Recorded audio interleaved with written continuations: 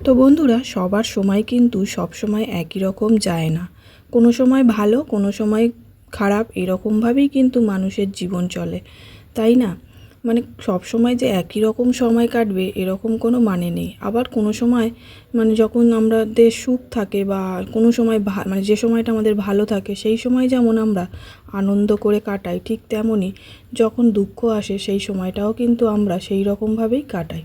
তো সব সময় কিন্তু মানে যখন যেমন তখন কিন্তু তেমনভাবেই আমরা সময়টাকে পার করে থাকি। তো যাই হোক বন্ধুরা, আপনারা সবাই কেমন আছেন? আশা করি সবাই খুব ভালো আছেন, সুস্থ আছেন। তো আমরাও সবাই ভালো আছি, সুস্থ আছি। তো আমি অপর্ণা, আমার আরও একটি নতুন ব্লগে আপনাদের সবাইকে জানাই অনেক অনেক স্বাগত। আশা করি আমার এই ভিডিওটিও আপনাদের ভালো লাগবে। যদি ভালো লাগে তাহলে একটা লাইক করে দেবেন, আর ভিডিওটি কেমন হয়েছে অবশ্যই কমেন্ট করে জানাবেন। যদি ভিডিওটি একটু হলেও ভালো লেগে থাকে তাহলে চ্যানেলটি সাবস্ক্রাইব করে পাশে থাকার জন্য অনুরোধ রইল। তো আজকে হচ্ছে সোমবার, না সরি, আজকে হচ্ছে মঙ্গলবার। তো মঙ্গলবার এখন প্রায় বেলা তোমার 2-2:30 মতো বাজে। তো সকালের সমস্ত কাজবাজ কমপ্লিট হয়ে গেছে, আমার স্নানও হয়ে গেছে।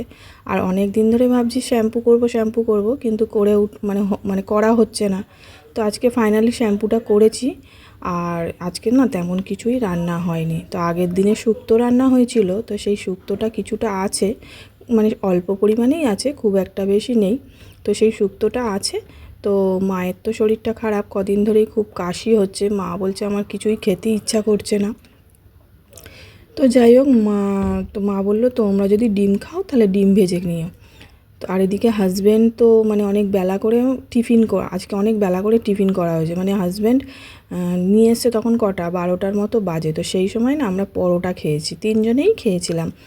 তো সেই কারণে একটু মানে পেটটা ভরা ভরা আছে, তো সেই কারণেই একটু দেরি হয়ে গেল খেতে। আর ওদিকে মা খেয়ে নিয়েছে, মা বললো আমি খেয়ে নিচ্ছি, আমি তো যাব কাজে, তো তোমরা তাহলে খেও। আমি বললাম ঠিক আছে, তুমি খেয়ে নাও, তুমি তো কাজে যাবে। তো যাই হোক, মা ওদিকে খেয়ে নিয়েছে, আর এদিকে আমি ডিম ভেজে নিচ্ছি আমার জন্য, কারণ হাজব্যান্ড খাবে না।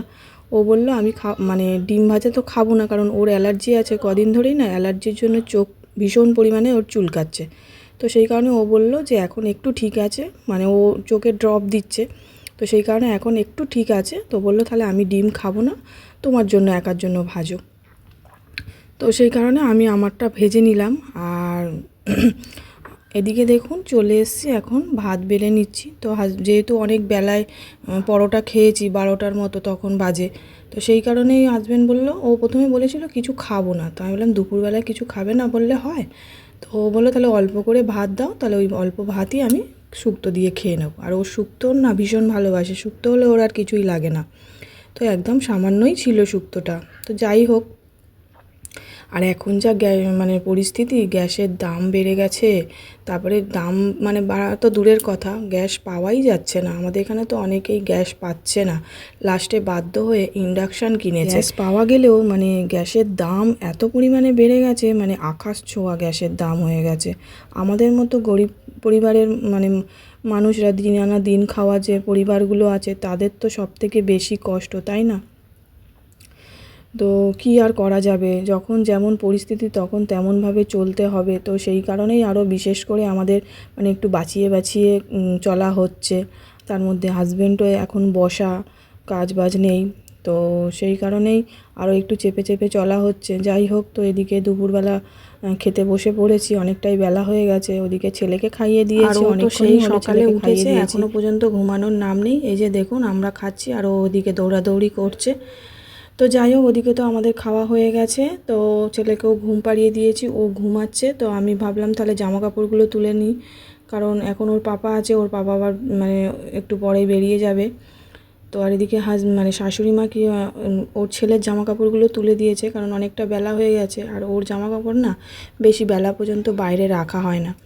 তো যাই হোক, আর আমি এইগুলো মানে অনেক বেলাতেই একটু কাচা ধোয়া করে দিয়েছি, তো সেই কারণে এগুলো না একটু শোকায়নি। আর একটা তার মধ্যে সোয়েটার ছিল শীতের, তো সেইটাও ধুয়েছি। তো যেহেতু সোয়েটার মানে মোটা জিনিস, তো সেই কারণে শোকায়নি। এমনি রোদ্দুর তো ছিল, ভালোই রোদ্দুর ছিল, প্রচণ্ড গরমও পড়েছিল। তো যাই হোক, এদিকে জামা কাপড় তুলে নিয়ে এসেছি। তো এখন জামা কাপড়গুলো একটু ভাঁজ করে রাখবো, নালে না এইভাবে রাখতে রাখতে অনেক জামা কাপড় জমা হয়ে যাচ্ছে। আর আমার না সবথেকে মানে বিরক্তকর কাজ লাগে এই জামা কাপড় গোছানো। মানে কি বলবো, যদি দিনের দিন গুছিয়ে নেওয়া যায় তো ভালো, নালে এই যে জমে যদি যায় না তাহলে আর একদমই ইচ্ছা করে না ওগুলোকে গোছাতে। তো যাই হোক, এদিকে দেখুন শাশুড়ি মা জামা কাপড়গুলো তুলে নিয়ে এসেছিলো ছেলের, তো তার মধ্যে একটা গেঞ্জি একটু ভেজা মতো ছিল। তো মানে সবগুলো একসাথে তুলেছে তো বুঝতে পারিনি। তো সেই কারণে ওটাকে আবার বাইরে মেলে দিলাম আমি। বাইরে বলতে মানে আমাদের যে ডাইনিং রুমটা আছে সেখানে দড়ির মধ্যে দিয়ে দিলাম, তো ওটা পাখার হাওয়ায় শুকিয়ে যাবে।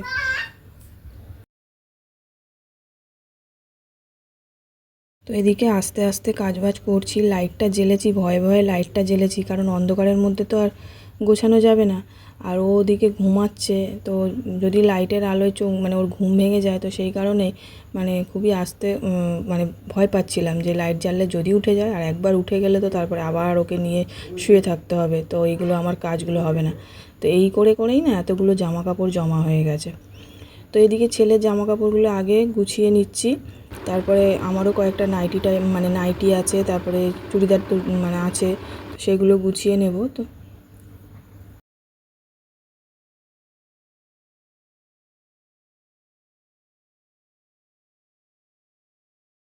বন্ধুরা দেখবেন যে কোনো জিনিসই মানে যে কোনো কাজই দেখবেন যদি অল্প মানে হয় সেই জিনিসটা করতে ভালো লাগে। যখনই দেখবেন সেটা মানে রাখতে রাখতে অনেকটা জমা হয়ে যাবে, তখন কিন্তু সেই জিনিসটা আর করতে ইচ্ছা করবে না। মানে সেই জিনিসটার প্রতি না তখন আর কোনো ইন্টারেস্ট থাকে না।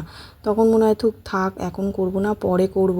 আর যখন অল্প থাকতে থাকতে সেটা করে নেবেন তখন দেখবেন খুব ভালো লাগে করতে।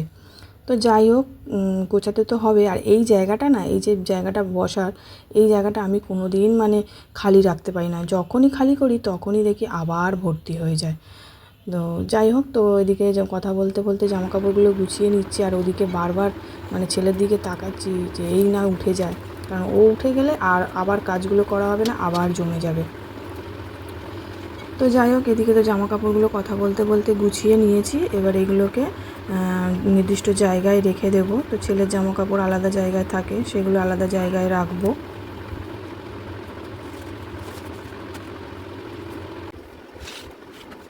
তো ছেলের জামা কাপড়গুলো এইটার মধ্যে রাখা হয়, তো এগুলোর মধ্যেই রেখে দিলাম। এখন এটার মধ্যে মানে যখন শীতকাল ছিল তখন শীতের জামা কাপড়গুলো রেখেছিলাম, গরমের জামা কাপড়গুলো সরিয়ে দিয়েছিলাম, অন্য জায়গায় রেখেছিলাম।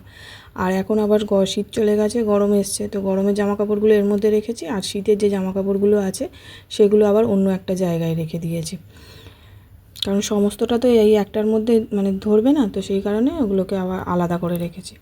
তারপরে এই যে ঘর দুয়ারগুলো মানে ঘরটা একটু ঝাড় দিয়ে নিলাম, কারণ ধুলোবালি পড়েছে দেখছি, পায়ে মানে পাটা না কিচকিচ করছে, তো সেই কারণে একটু ঝাড় দিয়ে নিলাম। সন্ধ্যা হয়ে গেছে, তো এখন এই যে চা বসিয়ে দিয়েছি, চা খাবো। অনেকটাই সন্ধ্যা হয়ে গেছে, প্রায় 7:30টার মতো বাজে। আমি একটা কাজ করছিলাম, মানে কাজ করতে করতে কাজের মধ্যে এতটাই মগ্ন হয়ে গেছি যে কটা বাজে ভুলেই গেছি। তো এই যে চা করতে চলে এসেছি, 7:30টার মতো বাজে। বন্ধুরা এখন তো সন্ধ্যা 7:30 বাজে, তো এখন 7:30টার সময় চলে এসেছি রান্নাঘরে চা করতে। চা এমনি অন্যান্য দিন 6টা 6:30টার মধ্যে খাওয়া হয়ে যায়, কিন্তু আজকে অনেকটা দেরি হয়ে গেছে, কারণ আমি একটা কাজ করছিলাম। তো সেই কাজটা করতে করতে মানে 7:30 যে কখন বেজে গেছে বুঝতে পারিনি।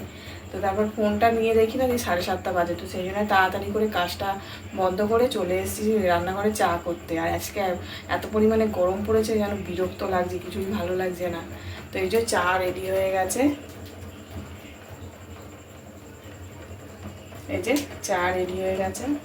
তো এখন চাটা নামিয়ে নেব, আর তারপরে বসাবো দুধ চা, কারণ হাজবেন্ড তো লিকার চা খায় না, তো সেই কারণে ওর জন্য দুধ চা করতে হবে। তো এটা নামিয়ে তারপর দুধ চাটা বসাবো।